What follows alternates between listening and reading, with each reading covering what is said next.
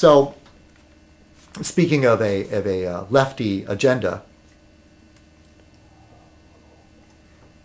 coffee just doesn't carry me quite through like the way booze used to. I just used to get wound up near the end. But also just babbling nonsensically and getting emotional and letting things slip, huh? So, and I think I've learned my lesson on a lot of that. Or maybe not. So, Bones, the episode that I watched recently was about a factory farming. There was a man killed that worked in a chicken processing plant. And there was clearly, I mean, it wasn't really hidden, but pointing out the what's wrong with factory farming or factory ranching, I guess you could call it, where these chickens are all penned in close together and how they have to take, one person's job is to take the young chicks, little cute little chicks, put them in a machine that snips the end of their beak off and then cauterizes it. Because when they put them in close together, they kind of go nuts and attack each other. And there was that, and also the protesters protesting the smell that comes from the plant. When it was free range, you don't have that type of smell as much as you do from an enclosed factory type facility. And they weren't really hiding that. That wasn't hidden, you know, propaganda. Not so much as it was in V. So there you go. I actually gonna argue that there's some good television out there. Was that the political thing? I don't know.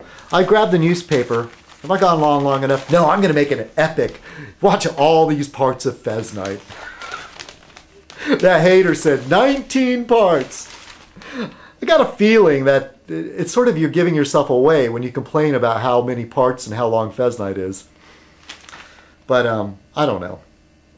You never really know for sure. I'd have to really say. You can think somebody's a troll. You can think somebody's the stalker. But a lot of times you're never, you know, it's not good to accuse somebody because you never really know unless they confess. But I've seen some people caught dead to rights though. And so you sleuths out there that enjoy this sort of thing. Anyway, this caught my eye. I'm starting to run out of gas here, and the coffee's not helping. Could it be my new meds? So anyway, this man wrote a book called "Don't Press Send, Don't Even Log In," and it's about the tyranny of email. And this picture has nothing to do with it. Don't press send. And this one paragraph caught my eye, and this has to do, and I've gone back to this more and more. It's my brief experience in college when I was studying broadcasting. And Marshall McLuhan was one of the things that we studied. And at the time, I said, oh, this sounds like bullshit, you know. But I've grown to appreciate what little I remember of Marshall McLuhan, but I had to know enough to pass a test.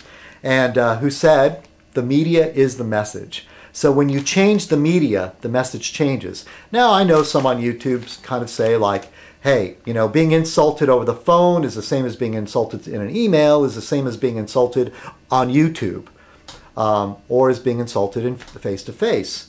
I would understand, they're all insults, but the nuance changes, according to Marshall McLuhan, when the media changes. And so what is email doing to us as individuals and as a culture? And this is the media of email. Everybody's experienced the massive inhibition effect of computer-mediated communication. You say things and do things over the internet that you would not do in person or in a letter. You don't have any of the usual visual cues from face-to-face communication or in a conversation over the phone. There are no pauses, no pregnant silences. You can't see someone wince when you say something rude. Or they might see you going in a direction and start to show visible anxiety. Writing over email, you have none of that. And your natural response is to beat it back, to respond as quickly as possible. You're doing it on a self-imposed, machine-imposed deadline. Anyway, there's an example of how the communication differs through emails. I know we're on YouTube, so that doesn't, but it sort of pertains a little bit. There's that thing of, I'm sitting in the safety of my own home, writing comments on my computer, telling that person they're a douche, and I feel safe doing that. But you wouldn't do that face to face now, would you?